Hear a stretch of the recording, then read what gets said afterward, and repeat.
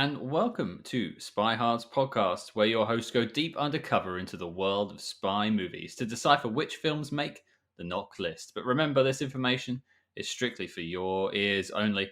I'm Agent Scott, And I'm Cam the Provocateur. and Cam, I believe we have another spy podcaster descending from the rafters to join us today. That's right. We have Christian from the Spy Fi Guys. Christian, hello. Hello. Yes, good to be on here. We thought we'd give you a Mission Impossible intro. Would you prefer like a James Bond getting shot from a torpedo or something like that? I Or mean, I'm good with the descent. So Mission Impossible, the first one, was my very first spy movie, so I think it's only oh wow, appropriate. okay, Oh, yeah, wow. your first spy movie that you ever saw? Yeah, I'm pretty sure. And that's also like the first PG-13 movie I ever saw. I think I was what? Let's see, 11 or no? Wait, when did 96? So yeah, I was 11 when it came out. And yeah, I don't think I'd seen any other spy movie before. I think I'd seen bits and pieces of Bond, but not like the full movie. And so that really, I mean, the fact that I'm hosting a spy podcast tells you what kind of impact that had on my life. Hmm. Well, I suppose that's a good jumping off point. Before we talk about the Spy Fi Guys and your podcast, um, Mission Impossible sounds like your first spy film. But what are some of your other favorites? I mean, I do love the Bond films. The Brosnan era is, what I grew up during. And so I actually have a funny story about when I got into Bond. It was actually when I was in Japan as an exchange student, and I was at a school, so I had to wear a uniform. That's where I first learned how to tie a tie. And in this little village, everyone goes around on bikes, so at least all the students. So I'm wearing basically a suit, and I had sunglasses and headphones on, and I'm riding my bike around town.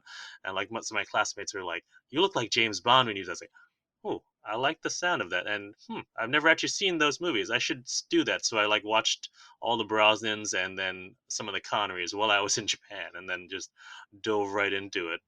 Did you, for some reason, start carrying a martini whilst riding the bike, just to sort of add to the image? Oh, if only. No, no. So, if you're introduced to the Brosnan, Bond films hmm first, do you consider him to be your James Bond? Ooh, that's a good question. It's like picking your children, and I don't have any children, but it's really hard for me to say who my Bond is. Like, yeah, the Brosnan was the first I saw, but then I saw the Connerys, and then like I would go into these phases of I just get progressively start watching each one's filmography and like just start identifying with that one. Is like so I can't choose. It's really hard for me to choose. Like I think Connery is up there at Craig. Like after basically, when there was that gap between 2002 and 2006, I started reading all the Fleming novels, and so especially with Casino Royale, Craig really filled that void for me of all right, someone who's a bit closer to the books that what since we don't have any more Timothy Dalton films. Hmm. So yeah, it's hard for me to choose. It is a tough one. I try and whenever I get asked that question, if I'm on another podcast or Cam just incessantly texting me about it, I will always say that I think Sean Connery is the best Bond, hmm and Pierce Brosnan is my Bond because of when I got into Bond. I was the same as you. I'm a GoldenEye baby, hmm and he was the guy I saw in the cinema first. Ah, I'm ashamed to say that the first one I saw in cinema was Die Another Day. Yeah, my first was GoldenEye in theaters, so Oh, see, now that's a better experience. yeah, I'm spoiled. I'm spoiled. I'm curious though. Beyond Bond and Mission Impossible, what are some other spy films that have come across your radar that you've really loved? I mean, I've seen all of the Bournes, obviously. I've gone back and seen some other stuff like Spy Who Came In from the Cold, which I'm gonna bring up a bit when we get into into the movie. Mm. Other than that, I've most things, unless they're pretty much unheard of, like this movie.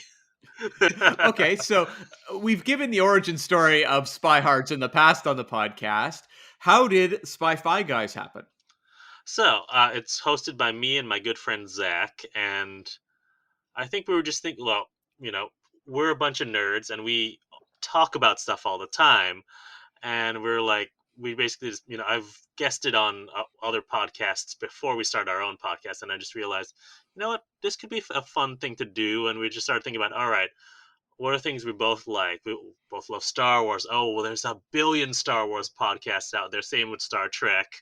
But there's a few really good James Bond podcasts out there. But I think I'm more into Bond than he is, and as well as like Mission Impossible. There's a number of good ones out there.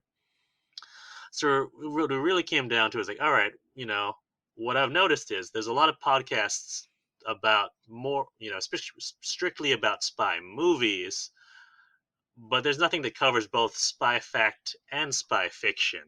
And that's where we get our catchphrase: spy fact, spy fiction, and everything in between. So what we do, with the exception of our upcoming summer series, is that we alternate every week, or every episode rather, whether we're going to be talking about something that's based completely in fiction or based at least somewhat in reality. Oh, interesting. So when you talk about reality, you're also talking about the Fast and Furious films, I assume. Oh no! Although I guess what point it's about 7 or so. That's when they start becoming spies. So that's up for grabs, really. Yeah, I found it to be, I think, around number 6, I think. So you That's only get, right. it's like three Fast and Furious movies are applicable to the spy genre. It's a very unwieldy franchise, kind of like Cars. It's like Cars 2 is a total spy movie, but Cars 1 and 3 are not. Have you guys covered Cars 2 yet? No, we haven't yet. No. It's in the tube. It's going to happen at Oh some point. my! It's going to happen. Because I will say, I actually enjoyed that movie. Well, we'll see who wins the race to Cars 2 between Spy Hards and Spy Fi guys. I don't think I could convince my co-host to get good on board with that, but we'll see. Believe me, this will not be a fast race. No. But yeah, so we started recording. I think actually we started recording before the pandemic, but once everything got locked down, we realized, all right, we actually have time to figure out, oh, how are we going to host this?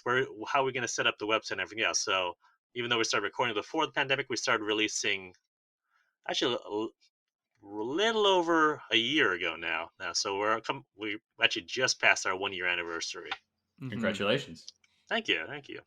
It's interesting hearing the genesis and the sort of thought processes you both went through, because it's exactly the same thing me and Cam did. Very similar. Funny. Yeah, great minds think alike.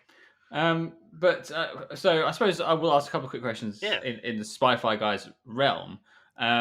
What's been your favorite movie to cover so far? Well, let's see, because that goes two ways. Because I think, we've had movies that we really enjoyed, but maybe not the best podcasting, because it's we're very much in agreement. Oh, this was great. This was so great. Mm-hmm. Whereas I think the most fun episodes come from when we have completely different takes on things. Which I'm trying to think what some of the ones are. The movies. Actually, when it comes to comedies, that's where we differ very much in terms of what we think is funny. So, and I think us arguing over what we actually enjoyed is the most fun. So, like the movies, what was it? Not Spy.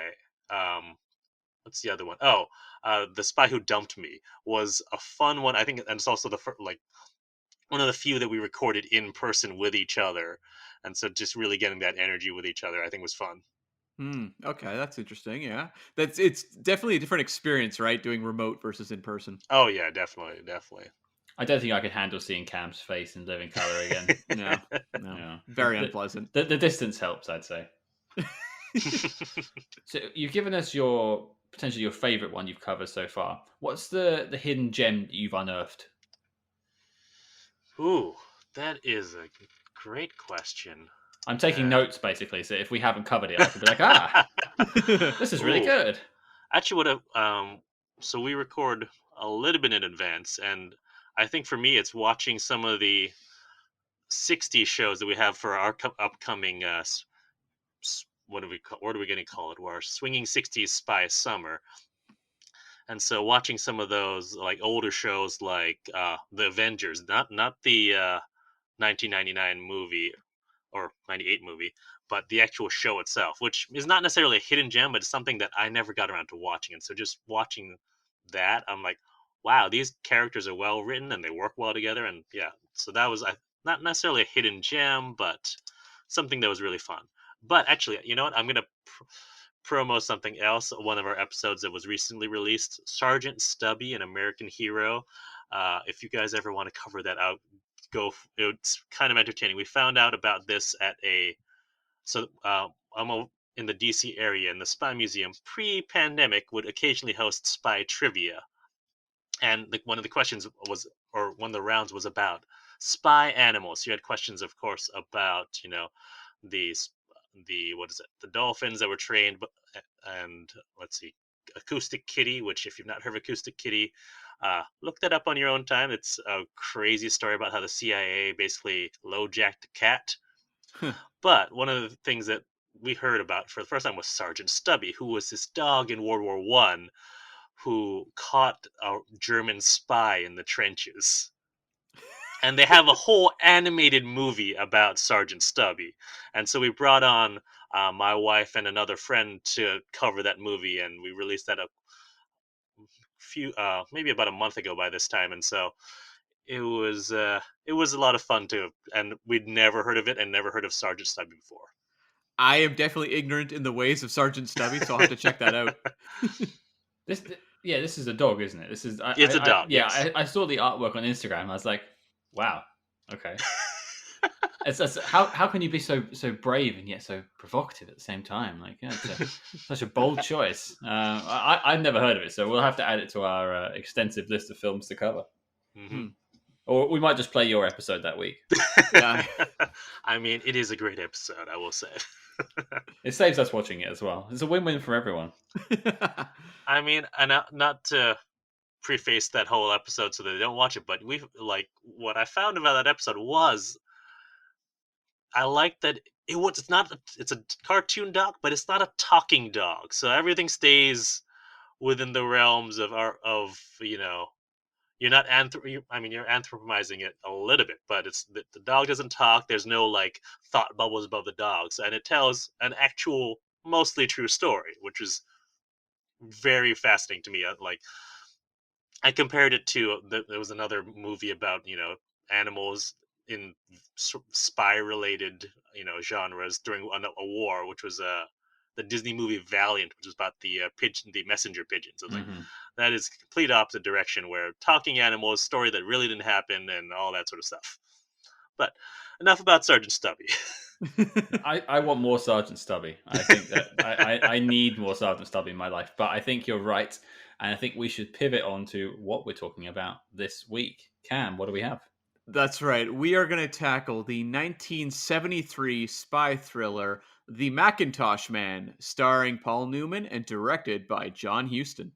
Okay, I checked before we started recording. None of us knew much about this film going into it. Mm-mm. Is that suffice to say? Yep, well, I mean, this is clearly the defining movie of my childhood. I have the several posters surrounding me at this very moment. The Macintosh Man. Everyone knows when they think of Cam, the Macintosh Man. I've shared a hotel room with you before, Cam, and I know you just get up sometimes, cut your bed open and set it on fire. And I exclusively eat Macintosh apples. And this is also recorded on a Mac. That's right, of course. Of course. And that's enough puns. So let's segue over to the letterbox.com synopsis for The Macintosh Man. Only Macintosh can save them now, and Macintosh is dead. A member of the British intelligence assumes a fictitious criminal identity to allow himself to be caught, imprisoned, and freed in order to infiltrate a spy organization and expose a traitor. Only someone finds him out and exposes him to the gang. ... Oh, wow. You really left me hanging there. Macintosh Man. That is a synopsis with dramatic value to it. Yeah, it's got semicolons, commas, dots. It's got everything. That's right. I think that was an okay one, really. Sort of set it up. Yeah, I can't complain. Yeah, I think if I had heard or read that before I watched the movie, I'd be a lot less confused watching the movie because I felt like, well, yeah, they didn't explain much going into the movie, and but shall we get? I don't know. Can I start getting into my what I thought about the movie? No, save it for now. Oh yeah, We you're need right. to. You're We right. need to know what. We need to know how this film came to be before we can talk about how confused we all are. Gotcha. Okay, so the story of the Macintosh Man starts really, I guess, with a writer named Walter Hill. Now, are either of you familiar with Walter Hill? I am not. Okay, Scott? Nope. Okay, so Walter Hill is, I think, at this point in the 2021 is when we record this. Walter Hill's probably best known as the writer director of 48 Hours, The Warriors.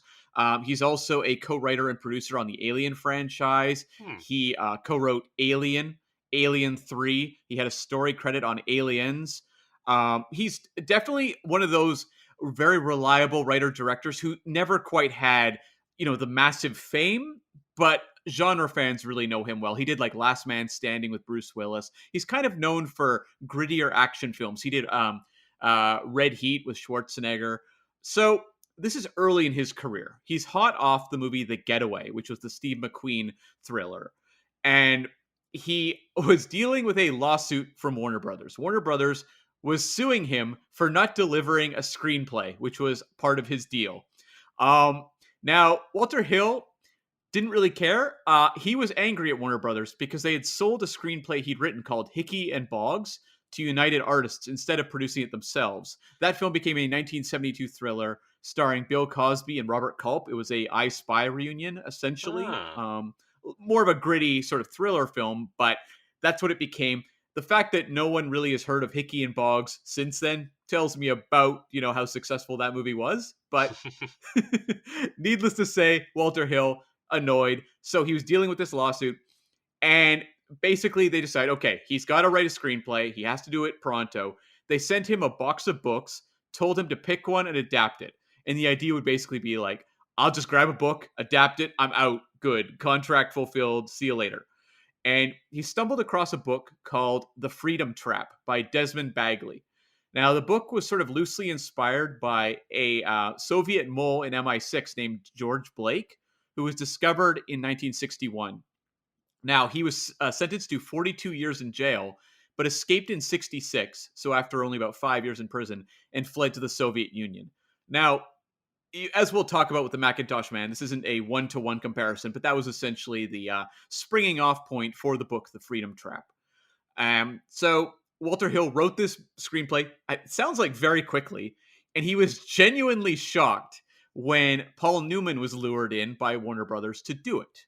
Paul Newman at this point is one of the biggest stars in the world, one of the great American icons, and for some reason he was very excited about the Macintosh Man.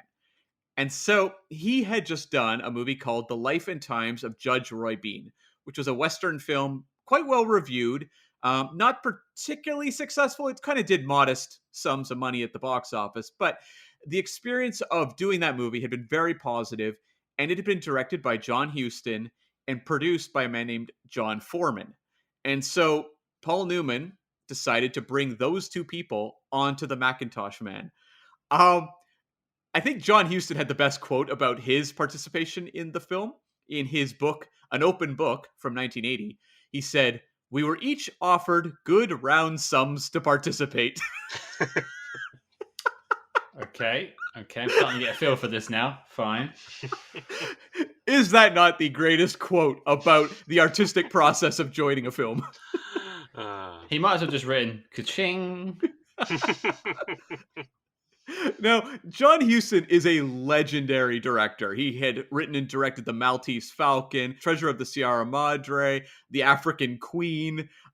He's done some of the greatest films of all time. He's a very reliable professional, but at this point, he was kind of just bouncing around all over the place and wound up on this film. When it came to casting the female lead, Candice Bergen was strongly considered. They decided instead, though, to go with Dominique Sanda, who had, I guess, more international appeal because she'd done a couple movies called, there was The Garden of the Finzi Continis and The Conformist, which were big hits internationally. So I'm guessing they wanted this movie to appeal more to international audiences. So that was kind of the thinking there. Um, Now, this production was plagued with script problems right from day one. So Walter Hill was brought to the location to try to essentially make sense of this film. He could not. But he wrote it. Why is he making sense of what he wrote? Well, I'm guessing they liked the blueprint, but the blueprint had some issues, and so when they actually came to shooting it, there was issues. And so they brought in a series of uncredited writers. It looks like 4 of them going off IMDb. There may have been more. Um, the problems were just figuring out the journey of the character as well as an ending. They didn't figure out an ending for this film until the last week of shooting. What? Spoilers, but I don't think they figured out an ending to this film. So, when all was said and done, Walter Hill in an interview said he wrote 90% of the first half. That's about it. Now that makes more sense why they called him back in. Right. So, Is this the is this the guy who wrote like Born Legacy and then fucked off? Tony Gilroy? No. Yeah. I think Walter Hill tried. It's just that there was my guess is that just his process of putting a screenplay together didn't mesh well with what John Huston was looking for as a filmmaker. I mean, John Huston, as I said, this guy goes right back to the 30s. He has a very classical approach to storytelling. I just wonder if that didn't mesh too well with Walter Hill, who's a little bit of that newer generation. Fair enough. Yeah. The movie, considering all of its issues, was not a success at the box office at all, in any way, shape, or form. It made about, it seems like 1.5 million domestically. Not great. I could not find a budget, but I'm guessing it's more than 1.5 million. Do you know where it's sat for the year at least? No. The problem is it's very tough to pin down box office for this one. It would have fallen way down the list. I can tell you the number 1 movie was The Exorcist, and this is in worldwide. The domestic box office for Macintosh Man is all it's available. My guess is because it performed so poorly, they didn't make any sort of effort to show it overseas. So at a worldwide chart, it really falls way, way down the list. Wow. So number 1 is The Exorcist. Number 2 was The Sting, another Paul Newman movie. So don't worry about Paul Newman, people. He was doing just fine. And number 3 was American Graffiti, George Lucas's big breakthrough. Some other spy films from this year. Live and Let Die was number 7. Enter the Dragon with Bruce Lee was number 11. And the Day of the Jackal film was number 18. So Macintosh Man, not one of the big gems at the box office, at least in terms of earnings for spy films in 1973. Does that surprise you? Not one bit. Do you know, in not looking at the film, but just looking at sort of on paper who's doing it, you would think it would be somewhat of a guaranteed success. Yeah, John Huston, Paul Newman, they're big names. James Mason's there as well, and he's he's a household name. We can't. I mean, Dominique Sanda, as you mentioned, was more of an international name, but the ones I just mentioned before, you could put them on top of a poster and people would turn up. You would think. Yeah, and you could say from the writer of The Getaway, that would have meant something as well at that point in time. Yeah, it does. I mean, to answer your question, it does surprise me actually. Not to foreshadow what I felt about the film, but on paper, I think it should have done better. Yeah. So ultimately, don't feel bad for any of these guys. John Huston, the next year, would go on to co-star in Chinatown and direct and co-write 1975's The Man Who Would Be King, which would get him an Oscar nomination for Best Screenplay. He did okay. Paul Newman had The Sting this year. Then next year, he stars in the biggest blockbuster, probably of the year, The Towering Inferno. Paul Newman's good. Don't worry about him, folks. And Walter Hill takes a bit of a minor break before coming back. He writes the 1975 Paul Newman movie, The Drowning Pool, and has his directorial debut, Hard Times, with Charles Bronson, and that kickstarts his directorial career. He's fine, too. So it's more like, I think the Macintosh Man is just sort of a curiosity among this really interesting trio. And how did this one come across your lap, Cam? Because I think this was your choice. So yeah, a little behind the scenes, we have a big master list of spy films to cover for the podcast, and I will just sometimes Google around and look for spy films to add that maybe are hidden gems or just things that people don't have on the tip of their tongue. And when I saw a John Huston film starring Paul Newman listed as a spy film, I said, "Oh, this is a must do at some point because these are two big talents." Hmm. Well, here we are. Hmm. Okay. Do you have anything else for us, Cam? Nope, that about wraps up the Macintosh Man. Okay, so let's get into what we thought about the film. We've kind of all hinted little bits and bobs, but I really want to know, Christian, you're our guest. Take us away. What did you think of the Macintosh Man? So I was fascinated by just what was going on. Fascinated in not in a great good way, but just this felt like 3 or 4 different movies all mashed into one, which makes complete sense with all the different writers they had on this. Like, all right, at the very beginning, I was getting a very like spy who came in for the cold vibe from okay, we're gonna send you in, we're gonna, you won't you, but of course we don't know what he's supposed to be doing because they give us zero information of what you're trying to do. At least we kind of had a hint of that, when you watch the spy who came in from the cold, and then like the middle half felt to me like, weirdly enough, the part of on Her Majesty's Secret Service when he's at the top and he has to, he's infiltrated and he's trying to escape, that building, and he's like wearing the exact same thing Lazenby's wearing when he escapes Piz Gloria. I was like, that's what I know. It's like, all right, the mustard cardigan with the striped, button-up shirt. This is he cosplaying Lazenby? What's going on here? It was the style at the time. And then like the last half weirdly reminded me of or not last third, not half, reminded me of Skyfall. All right, you're going off into the countryside and all that sort of stuff, but it's like, but only just in landscape, not in actual story beats. I I didn't know what they were trying to say, and apparently the film didn't either. Yeah, actually, what gave me more strong Skyfall vibes was the ending in like a church. Oh, I thought you were going to say the Burning Mansion. Oh, that too. Yeah, yeah, there was like elements of things that's just like reminded me of Skyfall, but it's just like not done well. I mean, Skyfall, that whole scene and the whole like the Scottish Highland stuff in Skyfall is robbing from past Bond films and also Yes. the 39 Steps and stuff like that. Mhm. Borrowing from better films, I would say. Okay, so what about you, Cam? What did you think? I kind of like this movie, even though I Okay. agree with everything Christian said, and that it is very messy. And believe me, off the initial chapters of this movie, I was a little baffled as to what the heck was going on because, as you said, there's no setup, no exposition. It's just like, okay, people are talking about things I don't understand. But what I kind of dug about this was it has a very specific tone. It's very downbeat. It has that Mhm. sort of gritty 70s style. It's not in a hurry. It's very lackadaisical in its pacing. And I kind of settled into the mood of it. Like, I think John Huston captures a very interesting mood with this movie.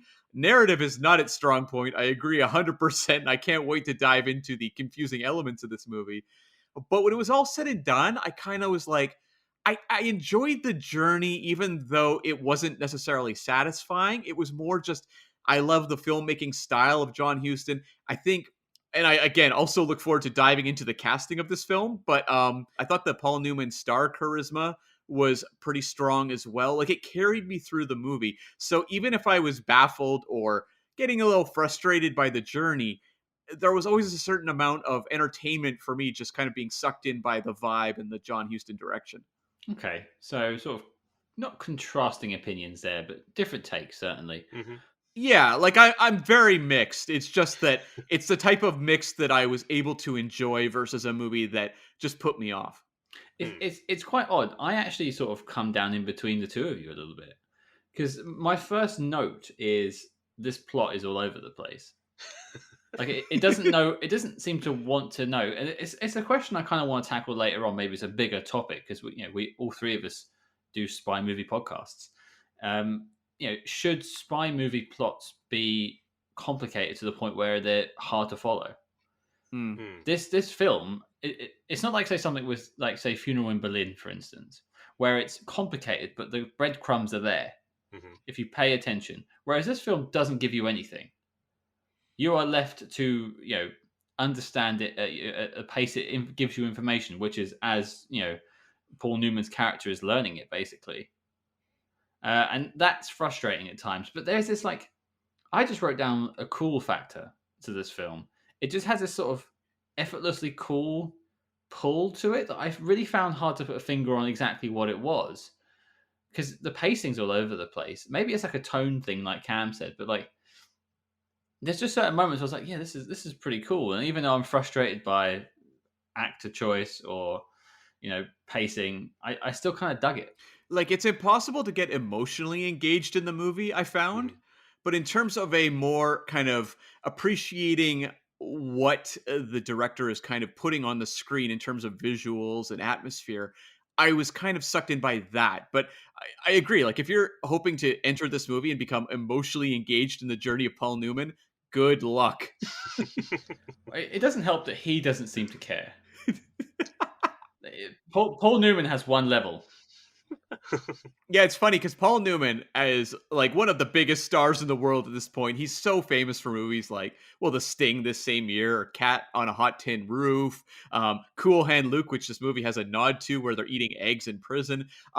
That's what Paul Newman's famous for. He also has a few espionage or spy films, none of which are considered his best films. So we will be delving into Paul Newman in the future, but it seems like he didn't have the best eye for spy scripts. Interesting. Well, bringing it back to Cars 2. Oh wait, no, he wasn't in Cars 2, was he? But he was in Cars 1. Yeah, yeah. Well, let's. I mean, we've all mentioned the plot, hmm the story of the film. So let's tackle that first.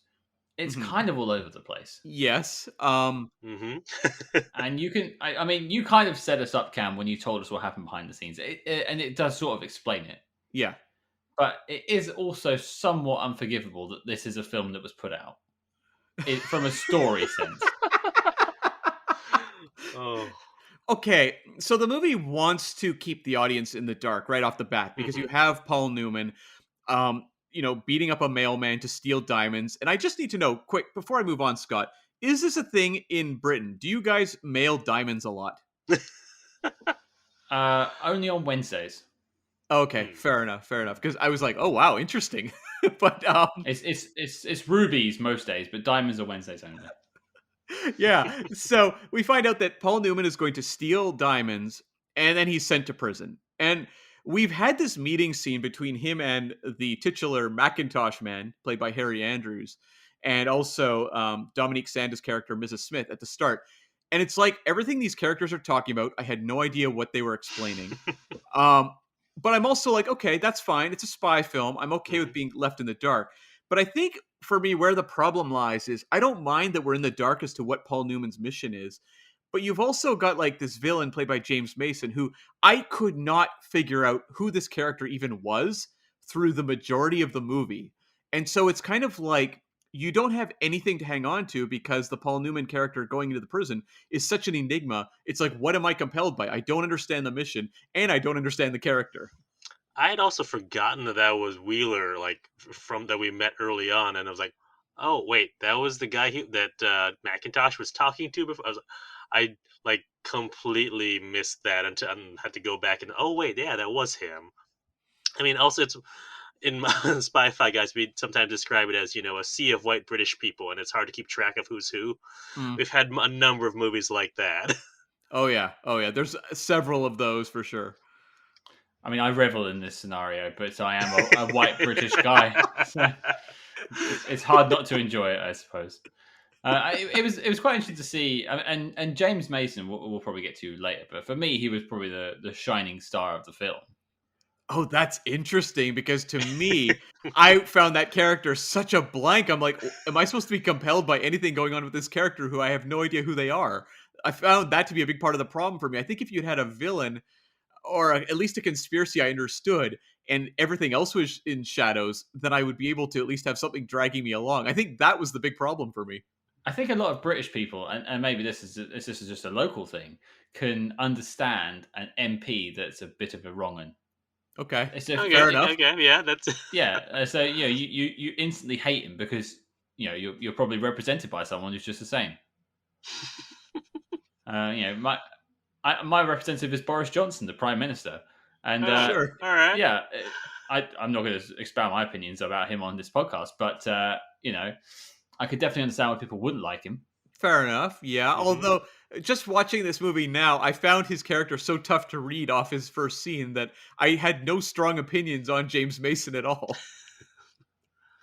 I could kind of understand it, but like having this plot you can't really understand, a main character you can't really get behind, and then a villain that you also don't know really what his intentions are. It does prove to be somewhat of a blank film that you can't get invested in. I think you need to have at least one element of it clear so that the audience can say, okay, I don't understand what Paul Newman's doing, but I can understand what like the mission is or something like that. Like I understand who this character specifically is. I mean, this movie also juggles this whole identity of the Paul Newman character. He's like an Australian dude, and then he's like apparently a British agent. I mean, Right. I was yeah, confused by that because once I watched, it's like, wait, Paul Newman's American, right? It's like I had to think about it. It's like, no, I'm pretty sure he's American. It's like, why is he playing a British agent? I was like, you know what, I'll just go with it. And then he started speaking in the Australian accent. Like, wait, he's not Australian, is he? It like I actually had to remember that he was American and figure out. Oh wait, where is this going with this? well, he presents this Australian accent up front and refers to Waltzing Matilda. And my take was when he did the accent, oh, it's supposed to be terrible, and he's making fun of how bad his accent is. And then I was like, oh, Oh boy. wait. I think these characters are actually thinking this is an okay accent. I was getting flashbacks to Kevin Costner in Robin Hood, Prince of Thieves. But like that wasn't even an Australian accent. And I don't know what Paul Newman's accent is supposed to be in real life. I don't know where he's actually from. He could be Canadian, American. I don't know. Yeah. But it jumps back between sort of Cockney English to Australian to I think American at times. That I think he loses track of who he is. Yeah, and sure, if you have a character that maybe that's his whole thing is he's bounced all over the world, so he's kind of lost his identity. I think that could be really interesting. That is not in Yeah. the movie, though. No, it is not. And you know what? I had to look it up. So Paul Newman is, yeah, he's American. He's from Ohio. Actually, I think from the same town that my mother-in-law's from. Oh, wow. Small world. Very nice. Yeah. Well, I mean, just to go back to what Cam said before, just if we're just dealing with the plot side of things, if we're meant to have a character that we can connect to, the only one I think that we're meant to try and connect to is Dominique Sanders' character of Mrs. Smith. Who is only in like what, a third, if that, of the movie? Well, you get this whole like, I mean, it's her Macintosh. Is it her dad? Is that right? Yes, which we don't find out until very late in the day. And he gets run over by the bad guy's henchman, I assume. Yeah, and the fact that they didn't figure out the ending till the last minute makes me wonder if a lot of that father revenge stuff all was figured out at the end, so it's not really in the, front sections of the movie. So we basically have no one to connect ourselves to. Well, that's the thing. It's playing it very aloof. Like, this is an incredibly aloof spy movie. And hey, there are a lot of great aloof spy films, but it's one that really does hold you at a distance. I can understand why it's not a crowd pleaser and that, for example, in the same sort of era, you get like The Conversation, I think the next year from Coppola. Mhm. And that's a movie that can be a little chilly as well, but you're so sucked in by the character, it carries you through. This one just doesn't have that strength of character I think you need. So it is entirely an atmosphere and tone piece versus a character driven or story driven film. And does it manage to pull it off? Well, it depends where you sit because like for me, the journey this character goes on, just like the prison setting, and like the safe house he goes to after escaping, I actually was really interested in sort of the intrigue built up in these scenarios. Yeah, that's fair. I mean, I guess for me, it was, I guess I've seen so many spy movies, and I was waiting for me. Oh, you'll have the mission. Well, maybe there's more of a Mission Impossible thing. You'll have the mission. Oh, and obviously something's going to go wrong, and there's like another layer to and something. So I was expecting something like that when he goes into the prison, and I guess you do get some of that, but we know so little of what is supposed to happen Hmm. that we don't really know when things go wrong if they have gone wrong. I think it was my issue. Yeah, and they build up this character named Slade, played by Ian Bannon, as who's like a communist spy who's in the prison, and he's only like referred to once, and then is so thoroughly tied to the plot. You're like, boy, they maybe should have established this as something that actually matters. It feels like a lot of plot elements just kind of being thrown together that aren't being fleshed out. Um, so yeah, I mean the prison sequence, and again, I have another question for Scott, as someone who is British. In prisons there, do people have to wear shirts and ties? With like very short ties. Yeah. Well, I have to throw a question back to you, Cam. How many prisons do you think I've been to?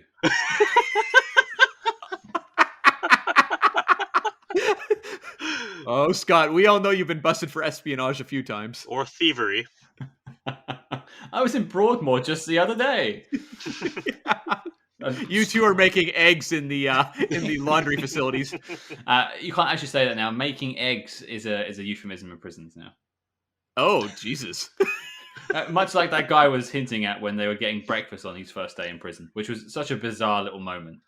Yeah, well, I didn't know what was going on with that. There's a few different like just sort of moments where like, all right, what's the sexual politics here at play? It's between that and the what was it? The woman after they've escaped, and she's like, "Oh, I haven't been a woman for months now." I was like, "What does that mean?" Yeah, I really didn't get that line either. To answer Cam's actual question, they used to wear ties and jackets. They don't do that anymore. Oh. Oh, okay. I was like, wow, that is so British. When I saw them wearing ties in prison, I was like, oh my God, that's amazing. You have to dress sharp wherever you are. I guess so, yeah. Manners maketh the man. Yeah, the prison stuff I found to be quite bizarre because, by the time he escapes, and that's maybe after 20 minutes of time, screen time in the film, they mention he's been in there for 15 months. Yeah, I mean, they definitely blaze through the prison time. To be fair, this movie is 98 minutes, and I'm sure there may have been some cutting to make this a more fast-paced film because it's a little messy. But I also found that 98 minutes fairly easy to sit through. Like if this had been like 2 hours 15 minutes, I think I may have been more, felt a little more punished by it. But you are right. Like the prison sequence, to me, it was more the atmosphere, just sort of this character going through this experience. But it is very short lived. And you're right. The 15 months does not feel like 15 months. It feels like maybe 15 days. Yeah, it really throws you off because you just think, he doesn't seem to look weathered at all. Mm-hmm. It's like it is Paul Newman. Well, that is true. You do get a good complexion from eating hard-boiled eggs out of a washing machine. I've heard. I wonder if he ever took that guy up on his offer. Well, we'll never know. What did you guys think of his big escape? It wasn't great. I was like, really? Like a crane dropping a net over the wall? That seems very easy to prevent. I mean, one thing I will say about that, and some of the other things in the film as well, this film wants to be realistic at times. Yeah, you think about the ending, for instance, which we sort of brushed on, where the character of Hordern lets the bad guys go. Yeah. Because he has nothing to gain from it. And the logical assumption would be, there's no point having a shootout. Let's all leave here with our lives intact. And then, obviously, of course, something happens. But that feels like such a real thing that they would go there and be like, there's no point. Let's just move on. Well, they reference chess several times throughout the game or throughout the movie as well. And that's one thing that they really come back to is the spy game. And they realize, like, at that point, they basically got a stalemate. So why bother? Let's just call it. And we'll start a new game over again in the future. Like, this one's over. I kind of appreciated that about the message of the movie, that it is this sort of dehumanizing, game that these participants play in. No one is really that invested in what is going on. The general world does not care what these three guys are up to. So why bother? Let's just survive another day. I appreciated that as the message. I don't know if the movie leads there for moment one, but I could kind of appreciate that it was going there. Yeah, I was actually very surprised by that that part of the ending where he said what you said, and because I was all ready for, all right, here it is, the big confrontation, the shoot, some sort of, maybe not like, obviously not like a big Bond action scene shootout, but something maybe more personal, but with just like a few guns or something. And then when it just ended like with that, oh, yeah, let's all just walk away. I was like, I was, I actually had to rewind. I was like, wait, did I catch that right? So did that disappoint you? Because I actually quite liked that. It felt real. No, it didn't disappoint me. It was just surprising to me. Right. Okay. Yeah. This film doesn't really like lean on the fantastic that say Bond Mm-mm. would or Mission Impossible or anything like that. It definitely is a lot more grounded. Unlike say like Condor Man. Hmm. But so I think that's what lends to that cool factor I mentioned earlier that I think Cam was picking Mm-hmm. up on as well. Yeah. What do you think? What do you think, Cam? I think so. Like, honestly, when everyone was just going to walk away, I kind of appreciated that. It was that sort of 70s, like, there's a certain vibe to 70s film where it's a certain amount of distrust in the government, distrust in authority, and sort of the idea that these guys in this moment say, you know what, we don't really care what anyone tells us. We're all just going to walk away. It feels like very 70s. And look, there are far better 70s movies that tackle this sort of concept, but it has that cool, that sort of like, you know, we'll deal with this another day. Whatever, let's just move on, guys. I kind of appreciated that. We mentioned it on a earlier episode, probably one of our earliest episodes, Born Identity, maybe or something like that. But you and I, Cam, are both work to live instead of live to work kind of people. Mm. Mm. And Paul Newman's Reardon character, the spy, I feel like is definitely one of those, one of us. Yeah, he definitely doesn't. Well, I don't know. I mean, would you agree to go to prison for like 15 months? I don't know that I would. I don't think he agreed to go to prison. No, that's true.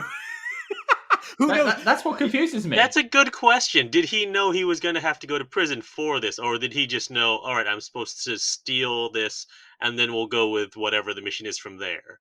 I don't know that we really know that. The movie never really tells us what his plan was from moment one, because we know that he's going to go beat up this guy to get diamonds.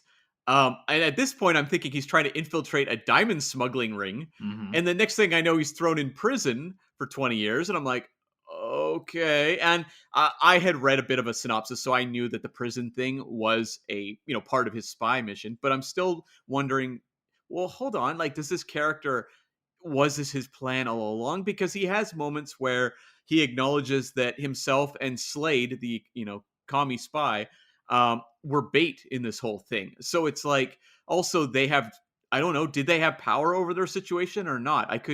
The movie is very vague on these sorts of details. It's interesting because you just think, why does he go back to the mission, as it were, after his escape?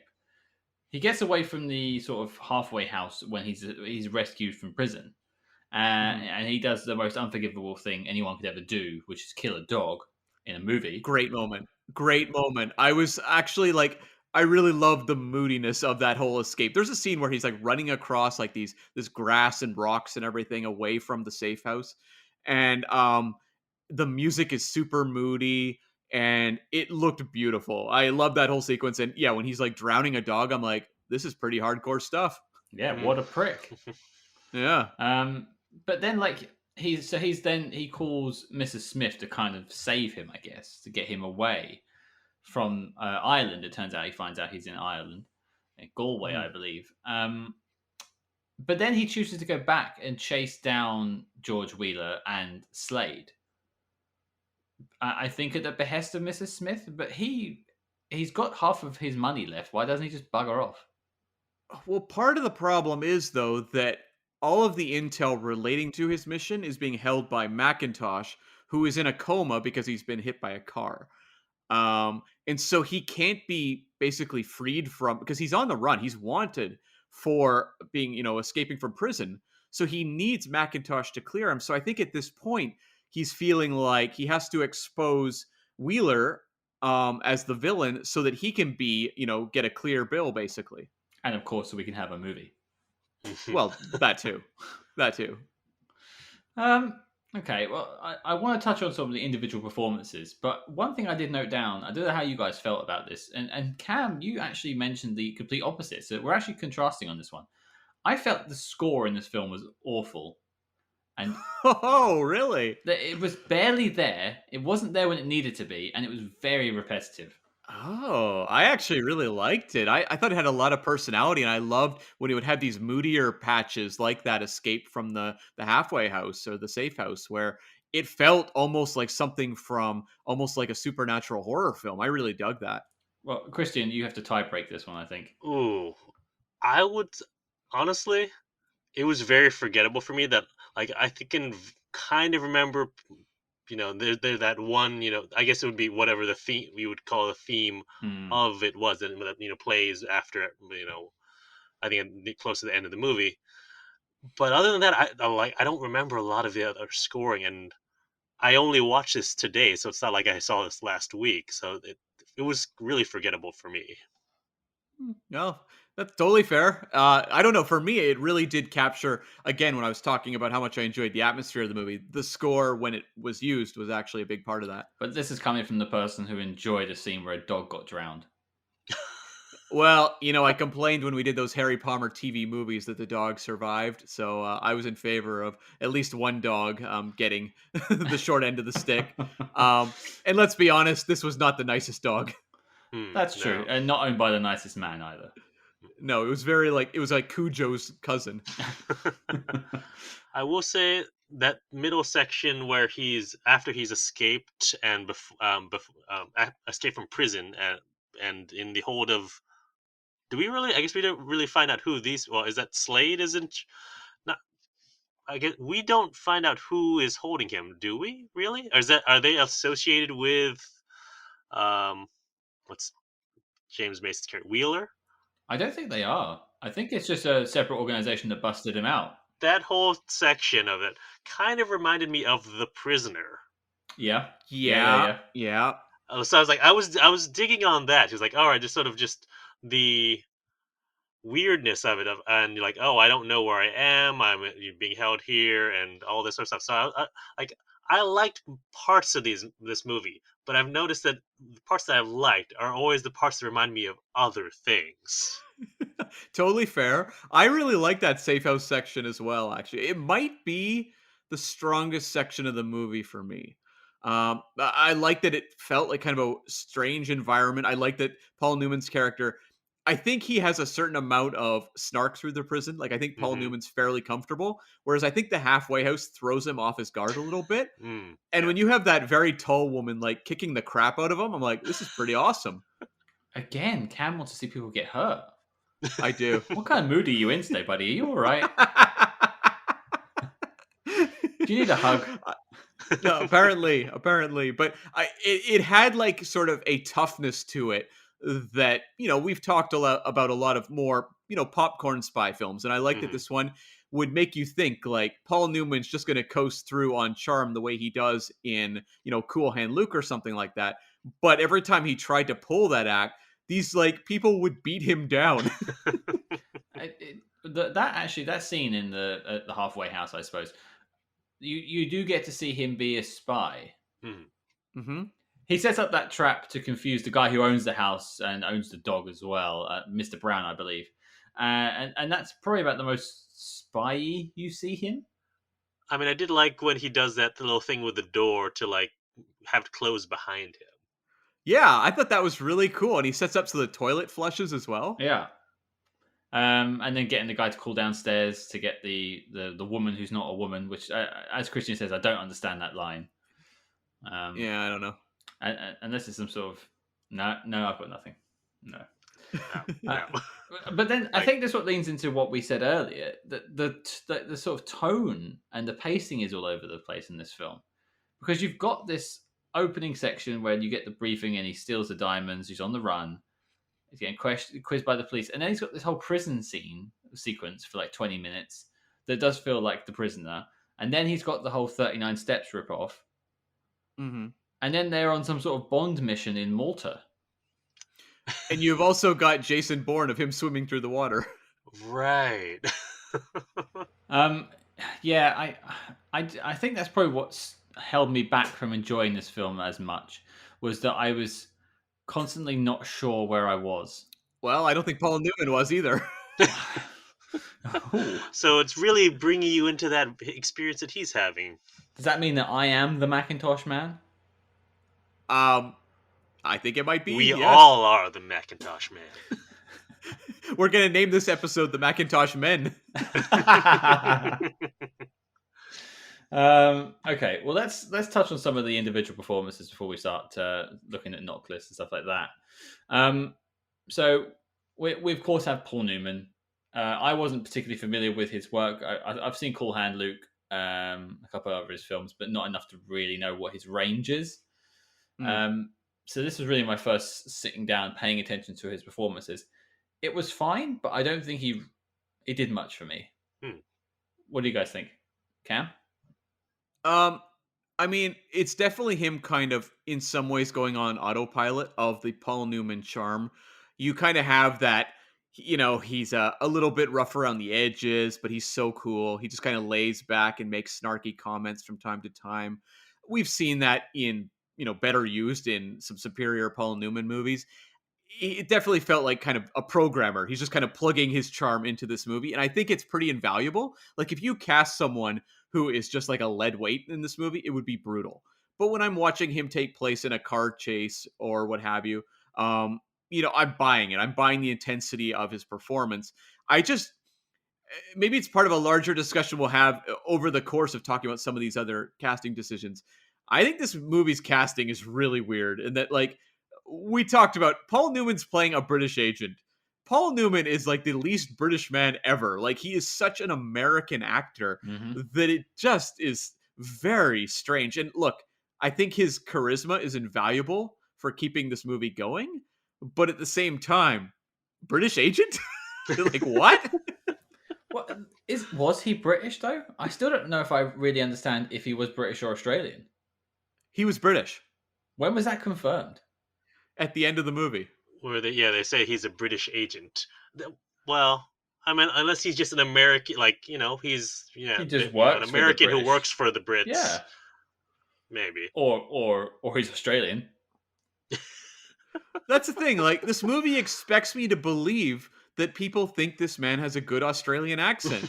So if you tell me at the end he's a British agent, I'm gonna go with you because I'm like, well, I guess. I mean, he seemed to be a passable, Australian agent. I mean, at one point they say they're gonna make him like a Canadian, and I'm like, okay, I guess. Like maybe that's the whole point of this character is he can be anything you want him to be, but Paul Newman doesn't have that sort of chameleon persona to him. Like Paul Newman was not a chameleon. He's a icon. He's a movie star. Maybe if you're going to do that type of character, you need more of a chameleon actor. Do you know what I want him to be? Invested. I think he's somewhat invested. I think he's keeping this movie going. I think he's doing a lot of heavy lifting. Yeah, I would definitely say so. I'm on the James Mason train, boys. No, he was the thing that was really holding.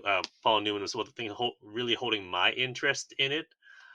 Although I'm trying to think what other movies I've seen him in, other than obviously the first Cars movie, and what is it? What was the The Color of Money, which in both where he's playing a mentor role. So this is, I guess, my first experience with him, like in his maybe a little past his prime, but so it was interesting to see it for me from that perspective. And I mean that even though he may have been phoning it in a little, his sort of innate coolness basically just led me through it. I don't think he can turn that off. And I think that's kind of the beauty of the movie. Like it was smart to cast him in this movie because so often you'll see in a theater a very mediocre movie, but you have a totally watchable star that will make the experience pleasant even if you don't think the story's very good. And I think that's a little bit of the case here. The Jumpin' Jack Flash effect. Yeah, sure, yeah. Okay, so Cam, you said you weren't a big fan of the casting of this film, but it sounds like you were happy with Paul Newman. Well, okay, I'm happy that you have his movie star charisma, but I think he's terrible casting for the role, if that makes sense. So maybe we'll do this at the end, like a recast in your head. So let's move on. Oh, God. Yeah, well, I'll leave it with you now and let you think about it. But let's get to Dominique Sanda, who you said was cast just to have the sort of international appeal. Yeah. I mean, not to I didn't get any appeal. She's legit terrible, right? I, Like, I wrote down she reminds me of Tommy Wiseau. Oh, wow, wow. I mean, at least she had a real French accent. Did she? true, true. I would think so. Sounded better than Tommy Wiseau's. I don't know what accents are what anymore. Apparently, Actually, you know what? I'll give you that because in my mind I couldn't figure it out, and until it was she was speaking with someone else who had a French accent. That's what, like on the boat. That's when I connected. Oh, that's a French accent, but I didn't really register to me until that point. you just think about a film we covered not so long ago, Notorious, the Alfred Hitchcock film, Mm. and at the end of the film, is it Ingrid Bergman? Yeah. Hmm. And she was, looking at casting her for this film, funnily enough. And at the end of the film, she's sort of captured and she's being poisoned by Claude Rains' character, and she's selling the fact that she feels trapped and there's like the wolves are coming in at her, and she knows that she's messed up and she's in trouble. And there's a scene where Dominique Sanders' character is poisoned by James Mason's character George Wheeler, but I all I saw was just this blank face. And that's the problem. Like, maybe this actress is phenomenal in more of her international films. Mhm. Like, maybe there is struggles with the language barrier here. Because, boy, this character has to do a couple things. Number one, her character has a major shift there in the ending where she's the one that guns down Mason and Slade. And so it is a revenge tale for her. And the character doesn't sell that intensity at all. And then also, she also has to have sort of an erotic spark with Paul Newman, and there is none whatsoever. No, he had more of a spark with the woman at the halfway house. Yeah, yeah, the tall woman that was like beating him up. Who, Gerda? Was that her name? Yeah. Yeah. He had more of a spark with the dude in prison. Like, there's a scene where the two characters are laying by the pool, just like eyeing each other, and I'm like, Mhm. this is doing nothing whatsoever. Like, these two actors might as well be staring at blank walls. Well, one of them was. I'm being very mean. I'm sorry to Dominique Sander. I'm sure you're wonderful in other things. Scott, do you need a hug as well? Maybe I do, or just to figure out accents. Maybe I'm not able to do accents anymore. I don't know. And I know that like Candice Bergen was up for this role, and the thing about Candice Bergen is it's not a great role. Like, it's very underwritten, but Candice Bergen has an innate intelligence she cannot hide. It's in like anything Hmm. she does, you just buy that this character is a very capable, smart person. And I think if you have her in this role, she is, like Newman, going to carry so much of her natural skills into a maybe underwritten character that you're going to go along with it more. I can definitely see that. Yeah, with his innate coolness and her innate intelligence, and actually just those two. Have they? I'm trying to think if they'd ever been in anything together. I don't think so. I don't think, not off the top of my head, but I wouldn't rule it out. Hmm. Maybe in the 60s or 70s. That's just not popping to my mind. I will point out I just made a mistake. I combined Ingrid Bergman and Candice Bergman, I believe it is. Which Candice Bergen? Bergen, yeah, I did it again. Ah. I combined the two in my head just before. I knew what I was talking about with Notorious, so don't write us about this one. Both great actors. Yes, definitely. True. Okay, well, you guys didn't seem to like him, so tell me about James Mason. I mean, for me, he was just sort of just like a blank slate. Like I didn't get much out of him really until maybe the end when we, that reveal that oh yes, he.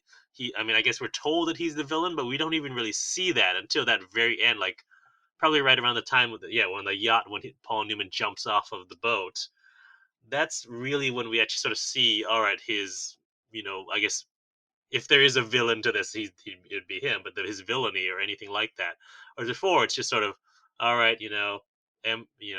politician that's I don't know, maybe involved, maybe not. We're not sure. So it was just too blank for me to like really attach anything until the twist or the turn. Yeah.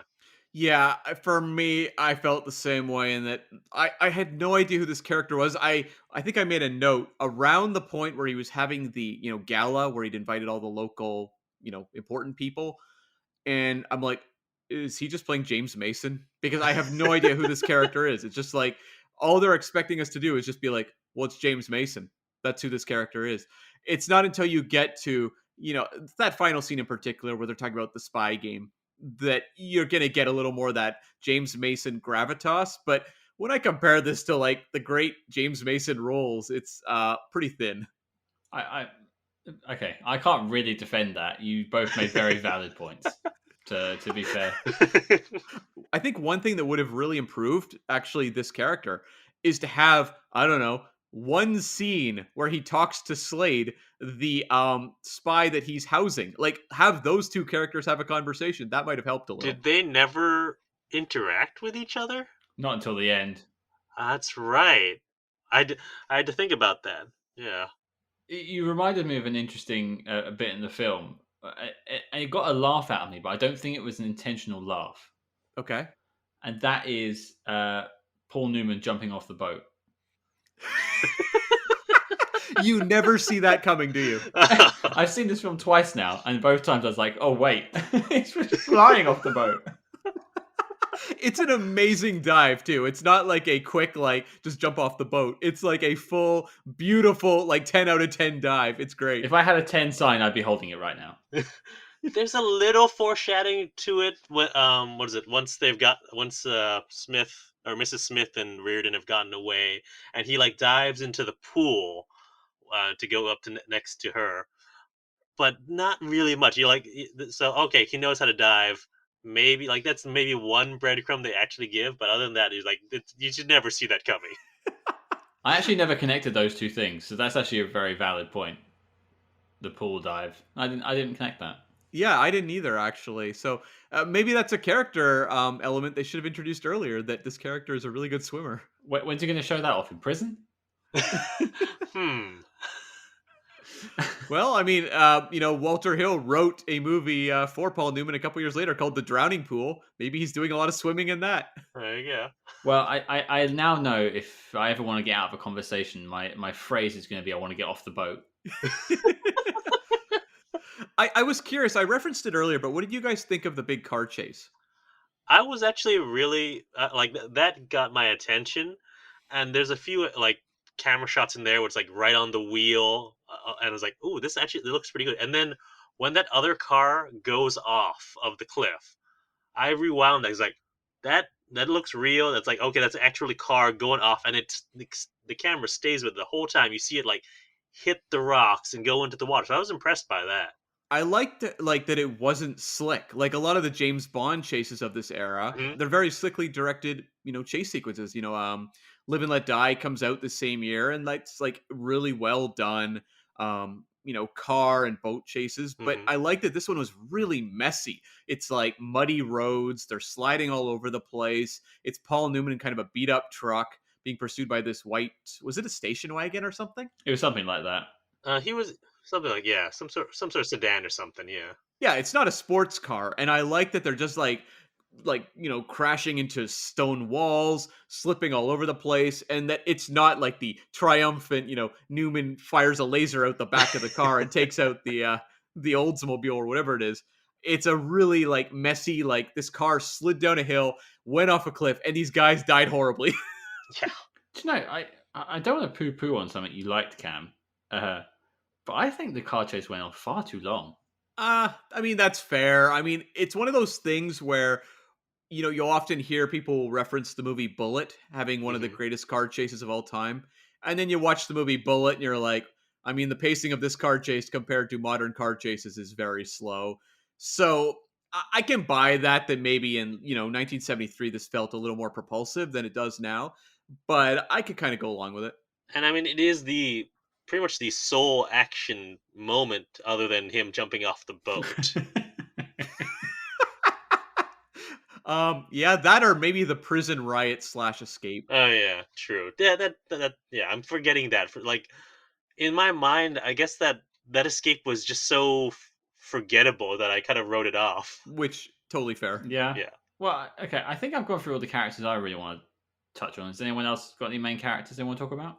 I do for sure, and that is Macintosh. The movie is named Okay, after that's this where I was gonna character. go with. Yeah. Yeah. Harry Andrews plays this character, Macintosh. The movie expects us to invest a lot of meaning into this character because the movie's named after him. I have no idea who the Macintosh Man is, and his relevance to the plot is thin at best. And he dies off screen too. Like, okay, we see him get hit, but like, we don't even see him in the coma, do we? No.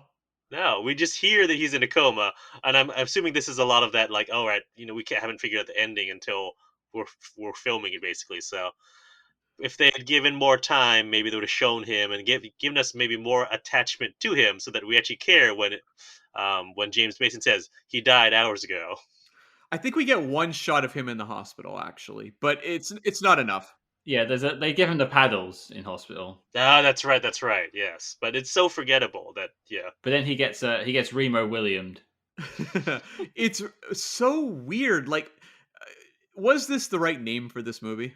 No, No, but I don't know what else you would call. I mean, you wouldn't call this the Reardon Adventure, or I don't know. off the boat. Yeah, off the there you go. I love it. I love it. That's it. We're changing the name of the episode. It's Off the Boat, starring Paul Newman. What about something like, I don't know, Captive Agent or something? Sure. Hmm, yeah, I don't know. Yeah. Just Macintosh Man. You go into the movie with a certain amount of, well, I should really recognize what Macintosh means because that's obviously important, and it's a total non-character, which I think is a not great. Well, the thing is, as well, he's not the Macintosh Man. True. Like, he's working for him, but then he's dead. So he's his own guy. Why is he the man? Yeah. I don't know. like maybe if you added a apostrophe, Macintosh's man. So okay, he's working for Macintosh. I don't know. I would say that, this movie's failure at the box office probably had a little bit to do with the title. I can definitely see that. Yeah. And probably the other thing, which is what I was going to bring up next, which is the ending. Mm-hmm. Now, Cam, you said it was done in the last few days of production when they shot that, I assume, and wrote it. Yeah. I think you can tell. Yeah, so the ending is I haven't really said it yet, but the Dominique Sanders character, Mrs. Smith, after Paul Newman's character has agreed to let both of the bad guys walk away and everyone just sort of drop guns and walk off, she pulls out a gun and shoots them both to death. Yeah. Very abruptly. It comes out of nowhere. She's just screaming because, technically they are responsible for Macintosh's death. Mm-hmm. So I can understand her rage, but it's such an abrupt ending, and then it's basically credits. Yeah, I mean, I don't have an issue with her pulling the gun and shooting them because throughout it, we're following Paul Newman. We're looking at him to be the decision maker in all these spy caper elements of this film. I kind of like that there's someone who's a peripheral character who's the one that makes the ultimate decisions at the end. I don't have a problem with that because Paul Newman has been manipulated throughout this movie. I think, I don't know, it's a very confusing movie, but it seems like Macintosh is more in control, Wheeler's in control. We find out at the end that maybe Mrs. Smith had more control than Paul Newman did. I'm cool with that. The moment at the end though where he's just kind of like staring at her in horror and walks away feels a little bit like it's cut short. Like it doesn't feel like they quite had the proper poetic ending there. Right. And I think maybe if we'd had seen more of a connection between the two of them, this would mean more to us. Definitely, definitely, because yeah, there's no chemistry between those two whatsoever. So she feels like she could be completely disposable in his life and vice versa. All right, guys. So any final thoughts on the film, Cam? I just had a couple little funny notes I'll make here. Number one, I thought the burning mansion shot looked beautiful. Like it was one of those haunting shots that I really appreciated, and that's what a John Huston can deliver in a movie like this that maybe a cut rate director wouldn't have. The other thing that I actually quite enjoyed when they were going to give Paul Newman a Canadian identity as a farmer, his name was going to be Raymond Crookshank. Is that an average Canadian name? Well, I mean, oh, turntables. Crookshank was my mother's maiden name. So. Something about Cam Crookshank doesn't just quite work. No, doesn't work. What about you, Christian?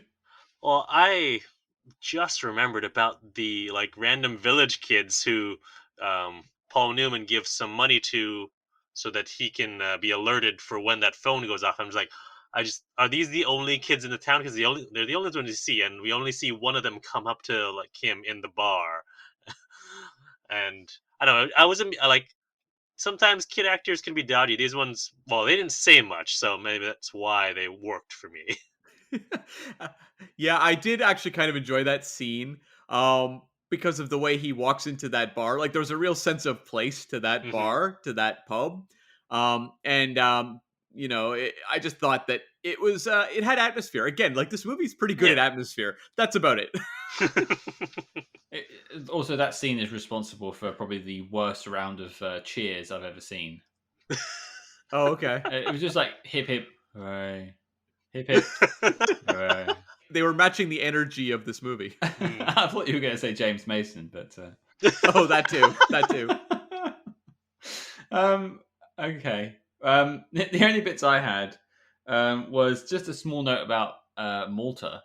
Hmm.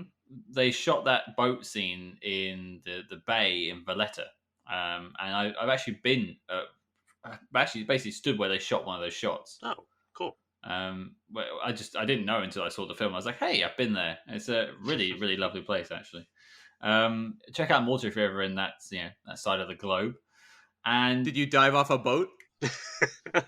no, but I did shoot someone in a church, but we'll cover that later. Oh, sure. Yeah. And the other thing was, I mean, I knew Mrs. Smith was a weirdo before the Tommy Wiseau acting later on Hmm. because she delivered her tea with the milk in. Oh, okay. Oh. Yeah, I mean, I'm talking to two people I don't think are particularly tea drinkers. No. No, like James Bond, I hate tea, coffee. Yeah, so when you serve tea, you serve it black, and you provide milk and sugar, so people can choose. So I actually did know that. So local in DC is the International Spy Museum, and they have an exhibit on what is her name, uh, Nur Inyat Khan, who was a spy in Paris in World War Two, and I think so. She had a British background, and they actually have this whole exhibit on like, all right, things that the Parisians do that the French do, or that the British do not, and that like when you put in milk is one of them. So I was like, so I remembered it. I just don't remember which way around it was. I Hmm. can't speak for the French, but yeah, we give you the option to put the milk in because sometimes you have Earl Hmm. Grey and you don't put milk in Earl Grey. Okay.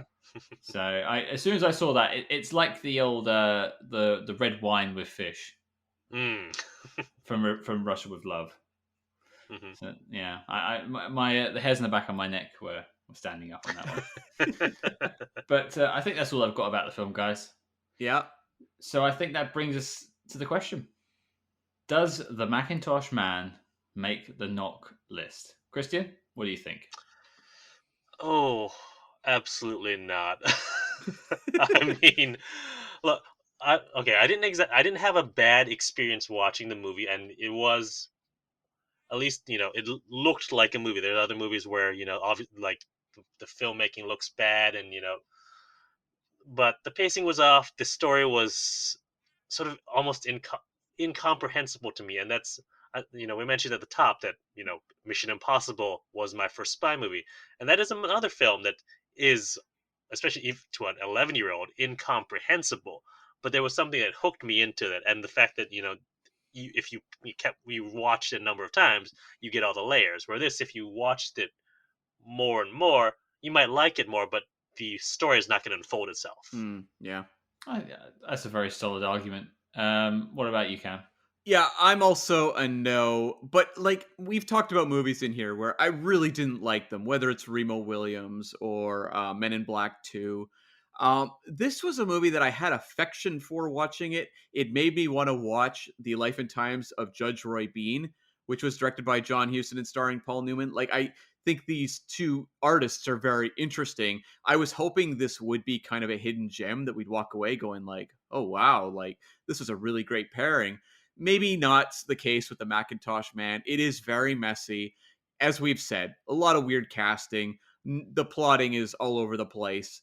It's just entirely depends on whether you can kind of be sucked into that 70s very kind of cynical spy mood. And again, this is done way better in 3 Days of the Condor, which starred Newman's frequent collaborator, Robert Redford. Like, that's an infinitely better movie. That's one that's on the knock list. This is just kind of going for a similar type of energy. It just doesn't have any of the creative elements in place to really make it something that's particularly good or great. I just found it kind of sucked me in with its vibe, but I don't think many people will share my opinion on this one. So it's a no. Again, I think a very valid opinion. I'm going to go with a no as well, even though it doesn't make a difference because there've already been two no's. But I completely get the vibe. I feel like with a little bit more work, this could have been a really good film.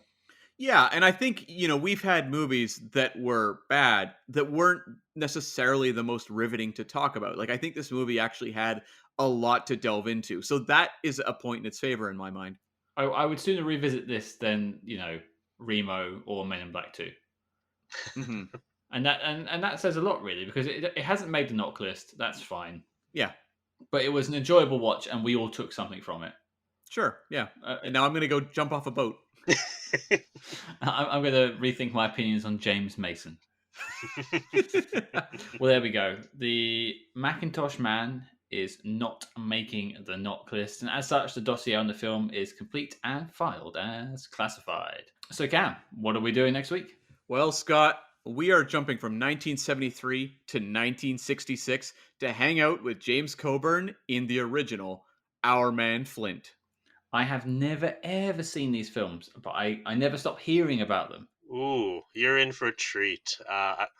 We will be covering the second film of that series in our 60s swinging spy summer. So once you listen to that, well, whenever arcs come out, tune in for the sequel to it. Well, there you go. And how do people check out your podcast? So it's available on most podcast streams. You can find us.